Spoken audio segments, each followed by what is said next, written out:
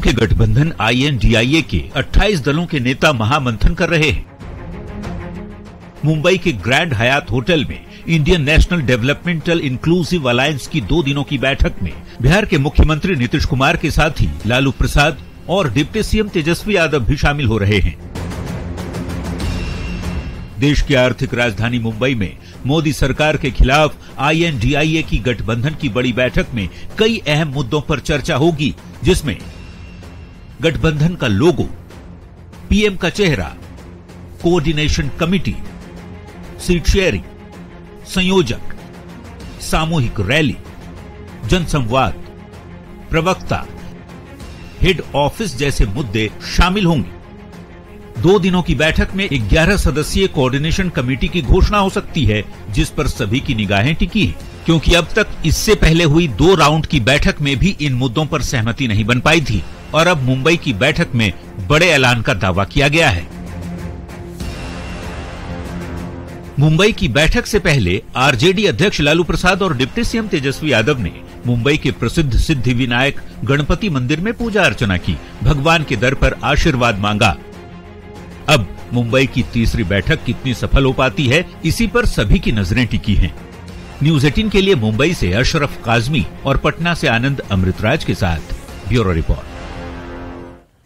इधर केंद्रीय ग्रामीण विकास मंत्री गिरिराज सिंह ने INDIA की बैठक पर कहा कि देश में निर्णय लेने वाली सरकार चाहिए जो प्रधानमंत्री नरेंद्र मोदी के नेतृत्व में चल रही है। वहीं नीतीश कुमार पर हमला बोलते हुए कहा कि उनकी विश्वसनीयता खत्म हो गई।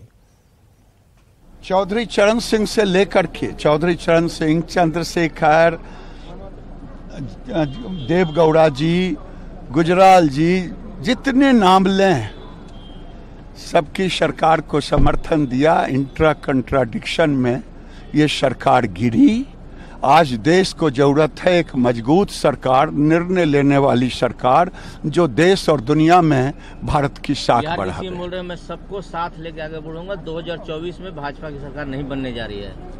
वो भविष्यवाणी जानते हैं, अपना भविष्यवाणी तो कर नहीं पाए। 18 साल से मुख्यमंत्री हैं, उन पर तो तरस आता है। 2010 में 115 सीट मिला था, 2020 में घट करके 43 हुआ। इन पर कौन भरोसा करेगा। बीजेपी सांसद संजय जायसवाल ने मुंबई में विपक्षी दलों के महाजुटान पर तंज कसा। संजय जायसवाल ने कहा कि विपक्षी दलों का गठबंधन INDIA देश की जनता को धोखा देने के लिए है।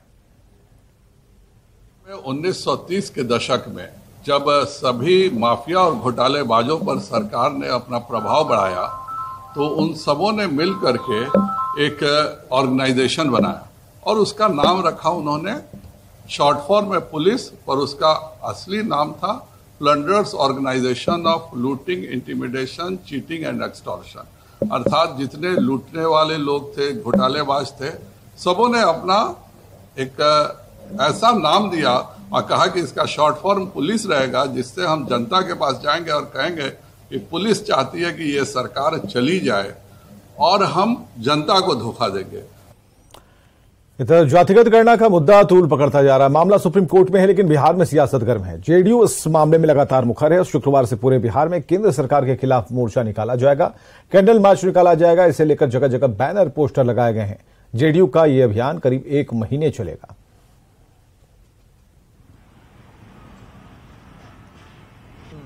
जाति सर्वे का जो समाज के सारे तबके के विकास के लिए आवश्यक है, भारतीय जनता पार्टी और आरएसएस से जुड़े लोग यूथ फॉर इक्वलिटी एवं एक सोच एक प्रयास पूरे साक्ष्य के साथ जदयू कार्यकर्ता खुलासा करेंगे कि कैसे इन लोगों ने जाति सर्वे को रोकने की कोशिश की। बिहार में जातीय जनगणना को लेकर जितनी बार भी चर्चाएं हुई हैं, सदन के बाहर या सदन के अंदर, भारतीय जनता पार्टी हमेशा उन प्रस्तावों के समर्थन में रही है। यह पूरा बिहार इस विषय को जानता है।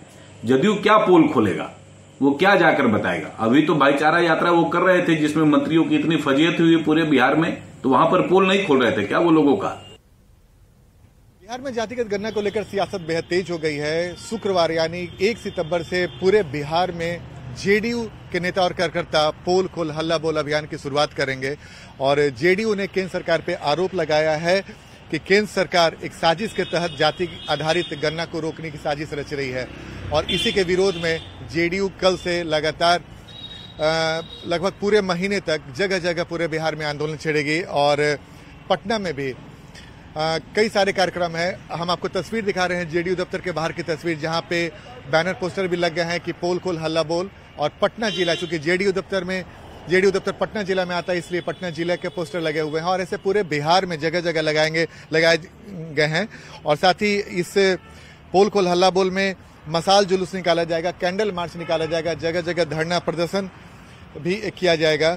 और 1 तारीख से 5 सितंबर तक ये पोल खोल हल्ला बोल चलेगा। उसके बाद दूसरे चरण की शुरुआत भी होगी 7 से 12 सितंबर तक और प्रखंड मुख्यालयों में मसाल जुलूस और कैंडल मार्च निकाला जाएगा। और तीसरे यानी आखिरी चरण में 15 से 20 सितंबर तक पार्टी के सभी पदाधिकारीगण अपने अपने घरों में काला झंडा लगाकर केंद्र सरकार के खिलाफ विरोध प्रकट करेंगे। तो जाहिर सी बात है, जातिगत गणना को लेकर बिहार में सियासत बेहद तेज है।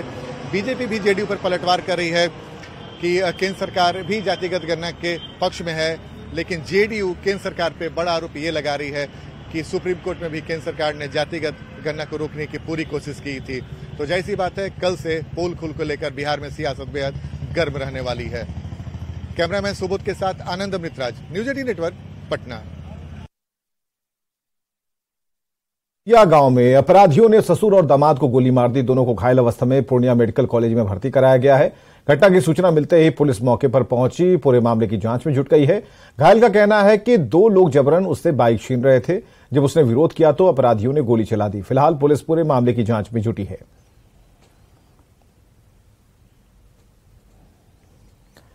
और पूर्णिया में आज दिन दहाड़े दोस्तों ने ही अपने दोस्त को गोली मारकर हत्या कर दी। शव को कार में लेकर भागने लगे। पुलिस ने 2 आरोपी को कार के साथ गिरफ्तार किया है, जबकि 2 आरोपी भाग निकले हैं। यह घटना खजांची थाना क्षेत्र के नया टोला की है।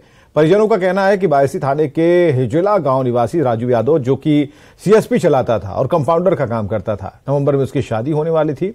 रक्षाबंधन के बाद दोस्तों ने उसे पूर्णिया बुलाया और कुछ विवाद के बाद उसे गोली मारकर उसकी हत्या कर दी। इसके बाद दोस्त कार से उसे लेकर मेडिकल कॉलेज पहुंचे, जहां डॉक्टरों ने मृत घोषित कर दिया। उसके बाद चारों दोस्त शव को लेकर कार से भागने लगे। तभी पंचमुखी मंदिर के पास लोगों ने घेर लिया और पुलिस को इसकी सूचना दी। मौके पर पहुंची पुलिस ने 2 आरोपी को गिरफ्तार किया है, जबकि वहां से भागने में 2 लोग सफल रहे। फिलहाल जांच जारी है।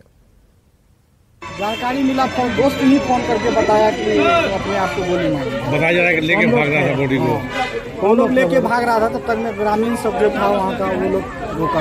4 स्थानीय लोग थे। 2 लड़का पकड़ाया है। क्या नाम है जो पकड़ाया है? नाम तो नहीं बता पाएंगे, लेकिन 2 लड़का पकड़ाया है। कहाँ के रहने वाले हैं? हम वो 22 हिजला। क्या करते थे? क्या नाम? ये जो है कि इसका ट्रेनिंग करके आया है था परसों स्वयं सेवक संघ का, वहाँ पटना से, और यहीं पे रिलेटिव था नवरत्न हटा में, वहीं आया हुआ। बेतिया में ऑडियो वायरल होने के बाद कब्र से शव निकाला गया। दरअसल 22 अगस्त को फैयाज आलम नाम के व्यक्ति का शव मिला।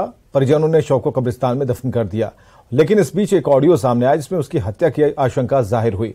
परिजनों की शिकायत के बाद मजिस्ट्रेट की मौजूदगी में फैयाज के शव को कब्र से निकाला गया और पोस्टमार्टम के लिए भेजा गया। अब पोस्टमार्टम रिपोर्ट आने के बाद पूरे मामले का खुलासा होगा। इधर बेतिया में एक कलयुगी बेटे की करतूत सामने आई है। बेटे ने अपने मां पिता को घर से निकालकर ताला लगा दिया। जब माता पिता ने इसका विरोध किया तो 20 सड़क पिटाई करने लगा। बुजुर्ग की पिटाई देख आसपास के लोग इकट्ठा हो गए और कलयुगी बेटे की पिटाई करने लगे। इस घटना से जुड़ा वीडियो भी सामने आया है। घटना की सूचना पर पुलिस पहुंची है, मामले को शांत कराया है।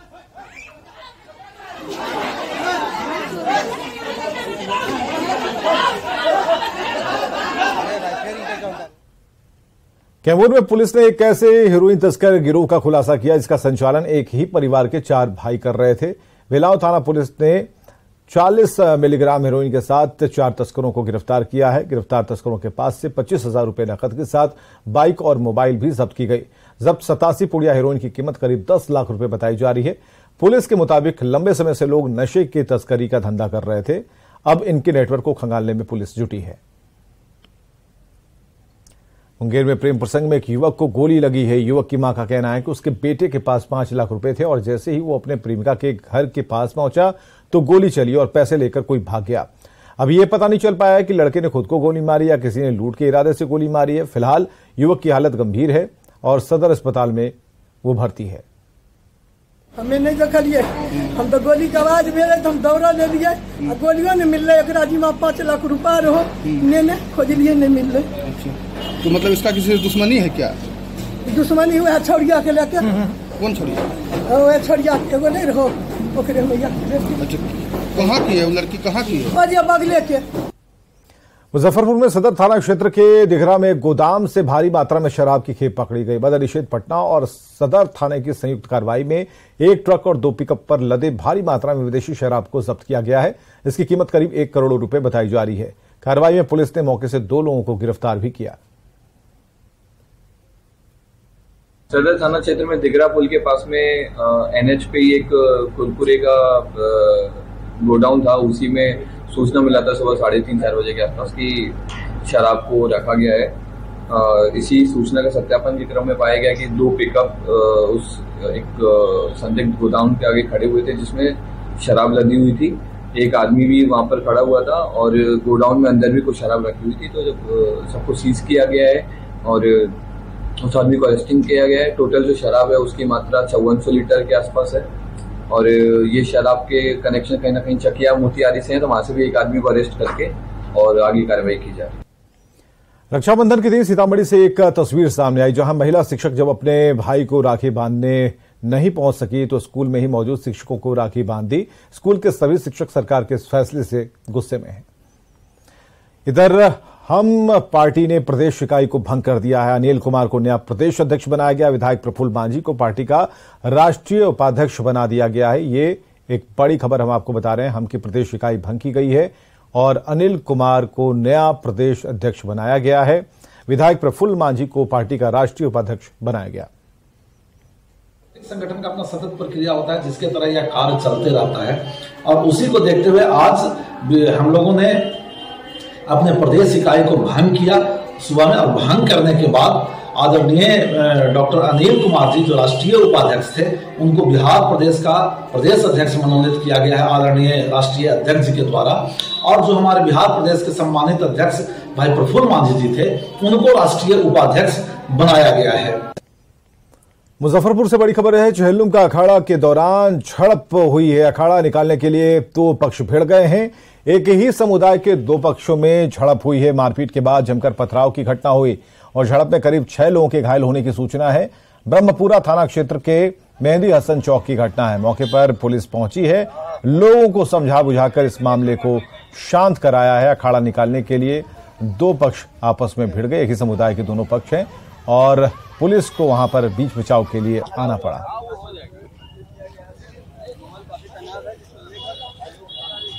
और पटना से बड़ी खबर है जहां शिक्षा विभाग के एसीएस के पाठक ने सभी डीईओ को आदेश जारी किया। शाम 4 बजे सभी एचएम के साथ वीसी को लेकर यह आदेश जारी किया। सभी डीईओ को कहा गंभीरता से आदेश का पालन करें। राज्य में 75,303 स्कूलों में महज 65,000 स्कूलों के साथ ही हो रही वीसीए। सभी जिलों के सभी स्कूलों के एचएम को वीडियो कॉन्फ्रेंसिंग में रहने का निर्देश दिया गया और वीसी में पठन पाठन से लेकर उपस्थिति और सुविधाओं को लेकर भी चर्चा होगी। बघा के बहेलिया में गंडक नदी की धारा के दबाव से बहेलिया ठोकर का नोज क्षतिग्रस्त हो गया है। सुरक्षा बांध बहेलिया ठोकर पर गंडक नदी का दबाव बढ़ता जा रहा है। धारा में परिवर्तन के बाद ठोकर के निचले हिस्से में कटाव शुरू हो गया। ग्रामीणों का कहना है कि फिर ठोकर के नोज पर अचानक दबाव तेज हो गया है। अगर ऐसा हो रहा है तो गांव वालों की मुश्किलें बढ़ सकती हैं। कटाव चल रहा है इसके लिए कोई यहाँ इंजीनियर बात सुन नहीं रहा है। परसों से इतना तेजी कटाव हुआ है, थोड़ा देर काम करा रहा है उसके बाद से चले जा रहे हैं। काम कराने का कोई उद्देश्य नहीं बन रहा है। कहाँ नुकसान हुआ है? नुकसान इतना घर और सब कट गया है। खेती बाड़ी जो है पूरा कट गया। सबसे नुकसान से घर का नुकसान ही है। बिहार में शिक्षा व्यवस्था में सुधार लाने के लिए सरकार निर्देश जारी कर रही है। इस बीच स्कूलों में त्योहारों के बीच छुट्टियां रद्द किए जाने के खिलाफ टीचर्स बड़े आंदोलन की तैयारी में है। 3 सितंबर को शिक्षक संघों की बैठक में सरकार के खिलाफ रणनीति बनाई जाएगी और इस बीच कोचिंग संचालकों के लिए भी सरकार ने गाइडलाइंस जारी की है। इसके लिए कोचिंग सेंटर का रजिस्ट्रेशन कराना अनिवार्य हो गया है। बिहार सरकार लगातार शिक्षा व्यवस्था में सुधार लाने के लिए एक्शन मोड में है। पर्व त्योहारों पर छुट्टियां तक रद्द की जा रही हैं। ऐसे में नाराज शिक्षक संघ सरकार के खिलाफ बड़े आंदोलन के मूड में है। आखिर सरकार से शिक्षक क्यों नाराज हैं? तो शिक्षा सुधार के नाम पर कार्रवाई से परेशानी है। शिक्षकों की छुट्टियां काटी जा रही हैं। नियोजित शिक्षकों को राज्यकर्मी का दर्जा नहीं मिल रहा। ऐसे में शिक्षक आंदोलन का मूड बना रहे। 3 सितंबर की बैठक में शिक्षक संघ बड़ा फैसला ले सकता है। इस बीच शिक्षा विभाग की ओर से रक्षाबंधन की छुट्टी रद्द किए जाने के बाद सरकारी स्कूल के शिक्षकों में भी नाराजगी दिखी। जमुई की ये तस्वीर देखिए, जहां रक्षाबंधन के दिन स्कूल खुले जरूर, लेकिन बच्चे नदारद रहे। बहुत परेशानी हुई। भाई आने वाले हैं, आ भी गए, लेकिन मैंने राखी नहीं बांध पाई। दौड़े दौड़े स्कूल आई हूँ और आप परिसर में देख सकते हैं कोई बच्चे नहीं है। बच्चों की पढ़ाई बाधित ऐसे नहीं हुई है। और भी मैं कहना चाहूँगी, और भी जो छुट्टियां कटौती, कैसे छठ कोई कैसे करेगा, जितिया कैसे करें, हम लोग तीज कैसे करें। भागलपुर में भी शिक्षा विभाग के आदेश का कोई असर नहीं दिखा। शिक्षक तो सुबह से ही छात्रों का इंतजार करते रहे, लेकिन बच्चे पर्व के दिन स्कूल आए ही नहीं। बच्चे तो अभी तक प्रेजेंट नहीं हुए हैं। चूँकि ये आस्था का पर्व बना हुआ है, तो बच्चियां जो है घर में अपने भाई को राखी बांधेंगे, तो इसी ऑफिस में बच्चे अभी तक तो नहीं आई हैं। कुछ ऐसी ही तस्वीर समस्तीपुर और गोपालगंज में भी देखने को मिली, जहां सरकारी स्कूलों में टीचर तो पहुंचे, लेकिन बच्चे लगभग गायब दिखे। इस बार नहीं है छुट्टी, तैयार होकर भी अपने भाई को राखी बांधने हम लोग नहीं गए। शिक्षा विभाग में सुधार के लिए सख्ती बरती जा रही है। स्कूलों की छुट्टियां भी घटा दी गई। इस बीच शिक्षा विभाग ने एक और आदेश जारी कर दिया है, जिसे जानना भी जरूरी है।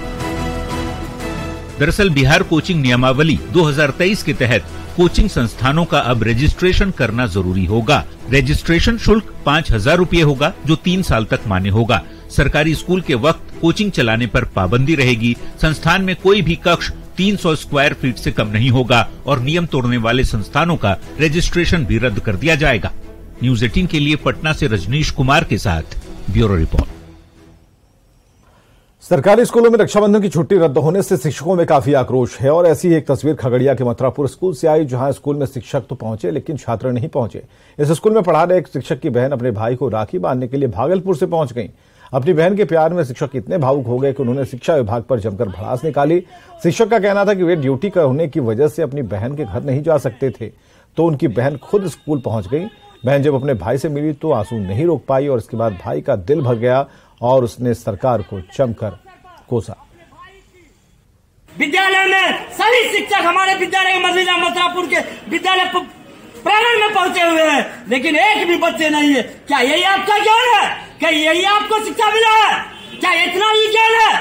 आपको किसने प्रधान सचिव बना दिया बिहार का? और सरकार को भी यह बता दिया जाएगा कि शिक्षकों में और शिक्षा बहनों में कितना दम है। क्या मेरी बहन निर्जला व्रत रखती है, 4-4 दिन भूख रहती है? क्या उनको अधिकार नहीं है पर्व करने के? अपने बाल बच्चा, समाज और देश का जो है कल्याण हो, देश हमारा सही से चले, देश में शांति वातावरण हो, इसके लिए हमारी माँ बहनें व्रत रखती है। इसको आपने शर्मसार कर दिया। देखते हैं हेडलाइंस।